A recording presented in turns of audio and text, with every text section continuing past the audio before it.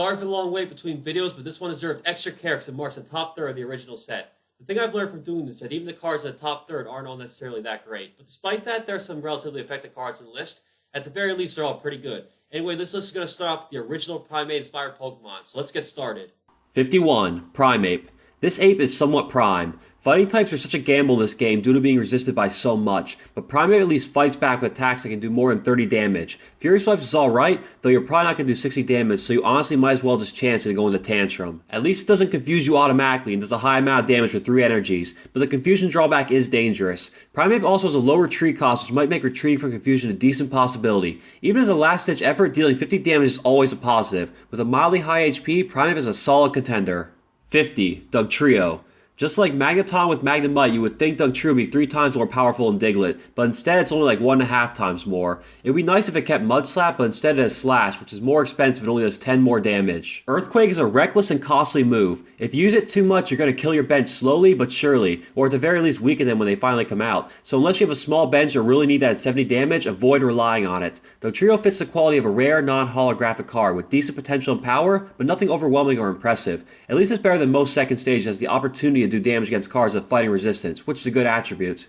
49. Seadra. So here's a water gun that Horsey didn't have. Seadra's water gun is right between a first and third stage's power and maximum output. Agility is a great attack which prevents Seadra from falling into obscurity. The 50% chance of immunity from damage and effects next turn is a better outcome than any status infliction. It's a little hard to play Seadra because while its HP is on the low side, its attacks are really great with no drawbacks and only benefits. It's a good card, and although there are superior water types to choose from, there are definitely a lot more that are inferior. 48. Fearow.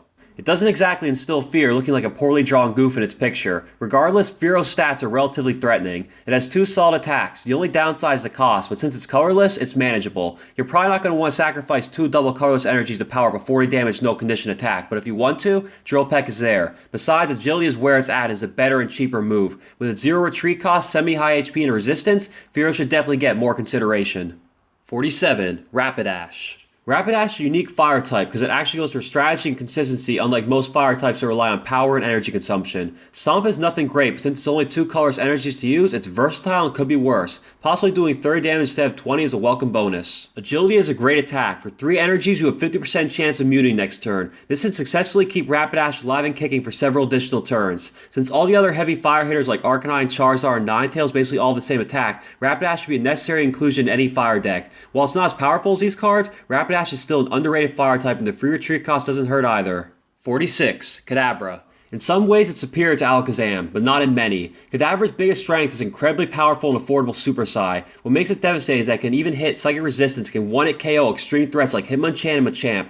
Too bad Kadabra has an unimpressive HP since it's too low to make its other ability matter. There are very few scenarios in which using Recover is ever worth it. If you have been hit with 50 damage and you're fighting a very weak opponent, then it's worth it. But otherwise, your best bet is evolving it and having Alakazam swap the damage onto something else. As one of the few Psychic types who can consistently do at least 50 damage without any prior conditions, Kadabra is a valuable yet temporary asset. 45. Electrode. Both the Fossil and base set Electrode are pretty much equal, but I'll just focus on the base set version because it's more interesting, is slightly more powerful, and has better art. So Electrode has 1 attack and it's good. For 3 electric energies, you can use Electric Shock, which does nice 50 damage, but has a minimal drawback of doing 10 damage to yourself. So it's not really that big of a deal, but still mildly self-destructive. It also has one of the strangest Pokemon powers in the game. Whenever you want, you can blow up Electrode and put him on another one of your Pokemon. And as matter can't be created or destroyed, Electrode becomes 2 energies of your choosing. This is a cool and unique Pokemon power. In a game that contains constant energy shortage removal, Electrode gives you a slight edge. You really need to be careful when you get ready to use it because you don't want your opponent knocking you out or stats affecting you before you're ready. So while it's very original, it's certainly not the best Pokemon power around. In closing, Electrode is quite an interesting and powerful card, but there are a few electric types that can provide a greater shock to your opponent. 44. Hypno. Hypno is simply a slightly weaker version of Gengar. While Hypno has the advantage of 10 extra HP and an interesting second attack, Gengar's no weakness, fighting resistance, and Pokemon power make the Ghost a better option. Dark Mind is a good attack, but without Gengar's Curse, it lacks the same punching power, quickly and smoothly taking down the opponent's active card and their bench. Prophecy is a decent move. It's a watered-down version of the Trainer card Pokedex, but you'd really rather be using Dark Mind, so it's only advantageous if you're very desperate for a card or just powering up Dark Mind. Regardless, Hypno's a good card. It's just inferior to the Psychic Titans Alakazam and Gengar. If Prophecy was nerfed slightly and became a Pokemon power non-attack, it'd be right up along with them, but instead, Hypno's left to play second banana.